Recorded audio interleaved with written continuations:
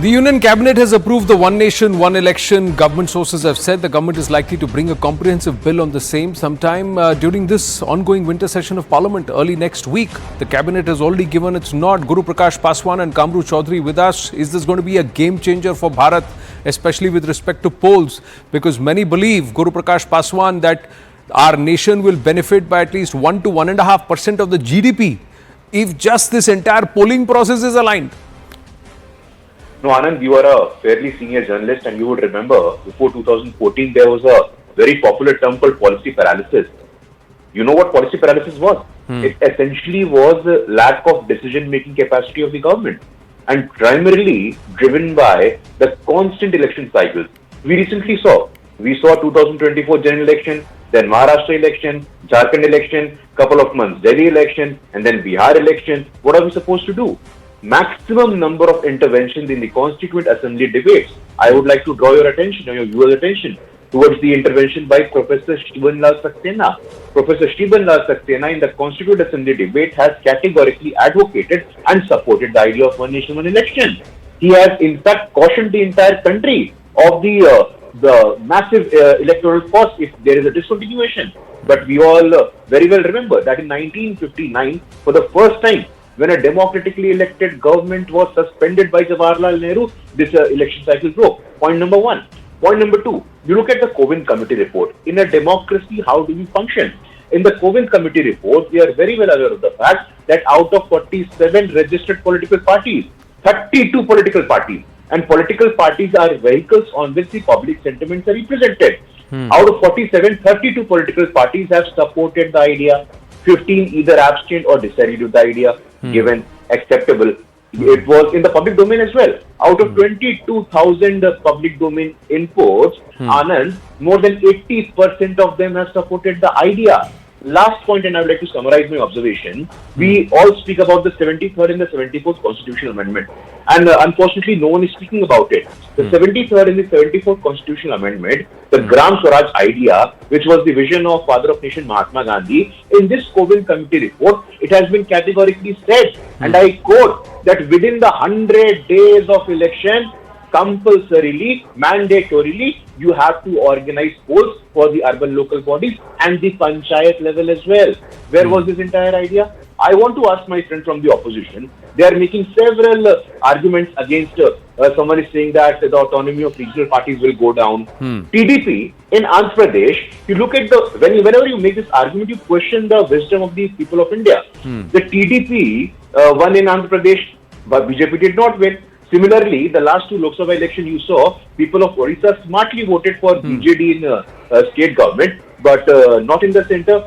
In Delhi, you see 7 Lok Sabha won by the Bharatiya Janata Party. After a couple of months, you see the same people of Delhi voting for Aam Aadmi Party. So where is this argument? We don't see any logic. We don't see any foundation to the arguments being given by the opposition parties opposing the idea. Right. Let's listen to Kamru Chaudhary. Yes, Kamru Chaudhary. Yeah, Anand, basically you see the push for one nation, one election represent a significant departure from the principles of federalism and democratic accountability that underpins India's political system. This is a basic opening remark that I can say out here. You have a Prime Minister of India who is 24/7 on an election mode. Though he is not required to be on an election mode, what is the necessity of being on an election mode 24/7? Do you mean that the staggered elections are crucial for maintaining a balance of power, yes or no? And ensuring that governance is responsive to the public needs. Whenever an election comes, people like Guru Prakash's party will be held accountable to the voters of the country. That's the advantage of this. If you outweigh that with the costs involved, then may I ask a simple question? Why were the Maharashtra, Haryana and Jharkhand elections not held together? Why was there such a obvious manipulation of the election commission in announcing the dates for the Maharashtra and Jharkhand election, not with the Haryana elections? That apart, you see, you compare that with another democratic functioning democracy in the United States. How are they holding their federal elections and the central presidential elections? That also is a staggered way they are holding it. So why is the hurry in India just because delimitation is coming up in 2026-27, there are supposed to be a number of parliamentary seats being added out here. You want to club the entire assembly as well as the national elections so that a single national agenda will be dominating the state as well as the central elections. You want to change the basic character of the constitution by saying that, look, we are in the majority in the states, there are no the basic one more point, Anand, I'll just finish it off, is this is a clear-cut attempt to finish off the multi-party democracy.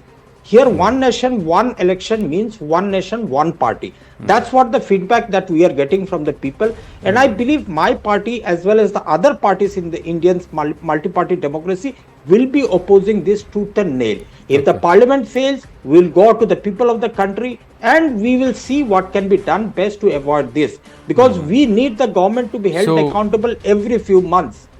And the federal structure of the country, the regional aspirations of the people must be respected. It's not that, okay, fine, Narendra Modi is the undisputed dictator of this country. No, we will not allow that coronation to happen. So whatever happened between 1947 to 1967 applies 65. to 65, correct. So 1947 to 1965, whatever happened, same whatever you said applies to that situation also.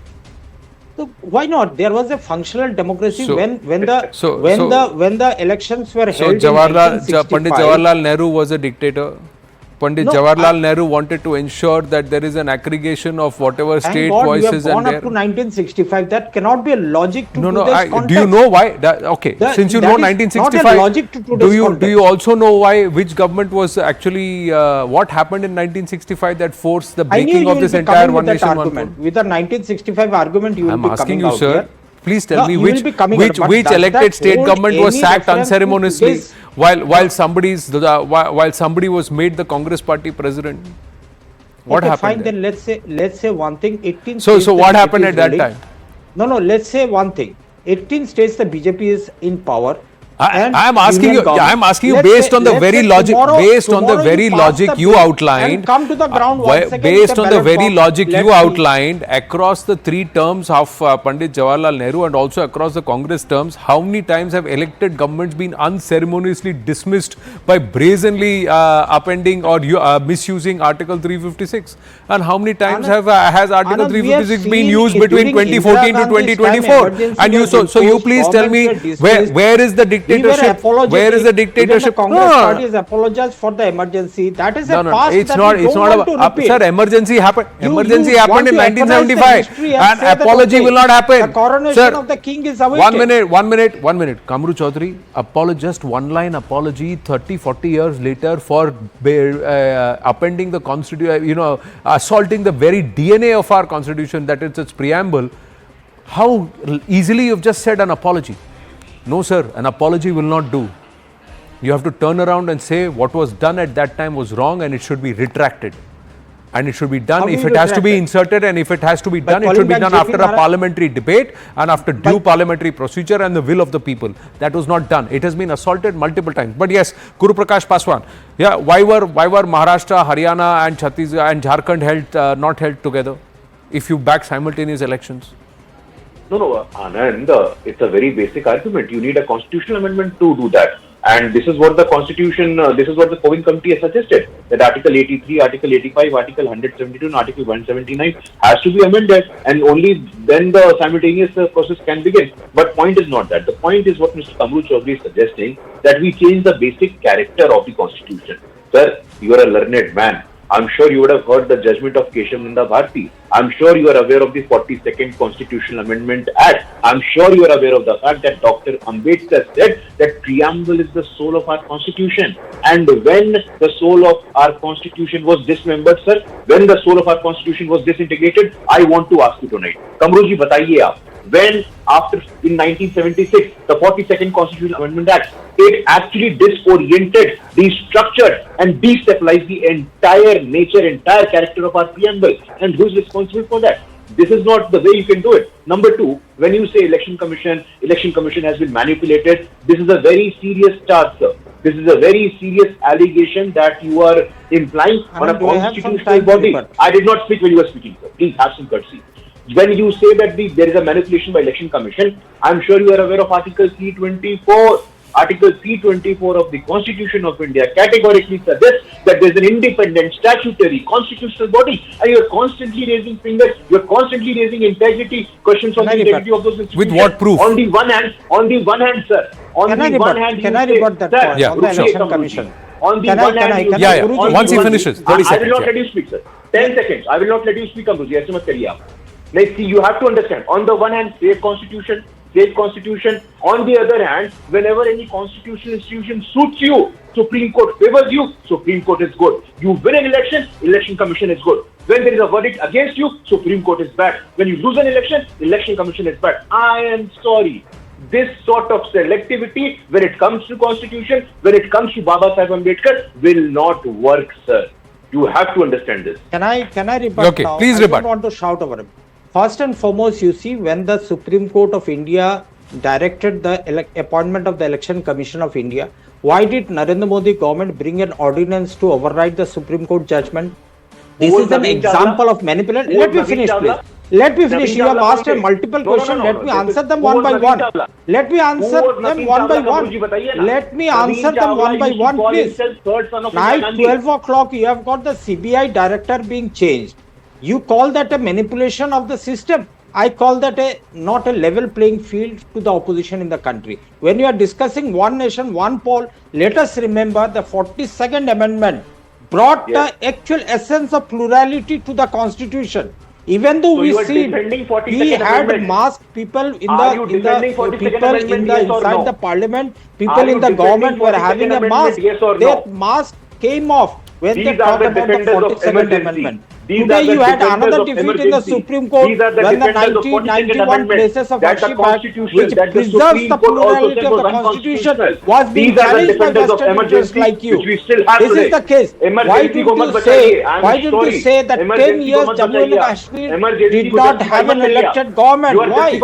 Under what? No, 2014 to 2024, why did Jammu and Kashmir not have an elected government? Why? What was the reason?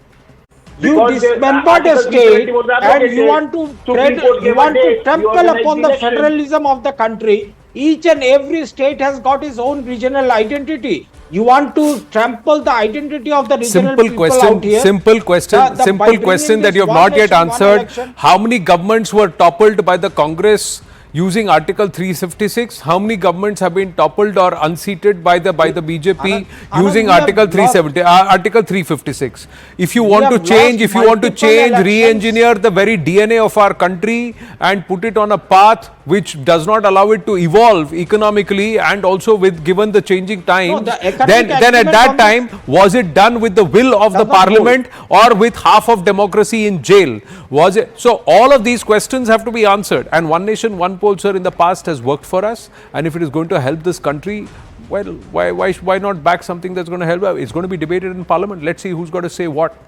Thank you very much, gentlemen. Thank you. Winding up this edition of The Right Stand on that note, Brass Tacks with Zakir Jacob right now.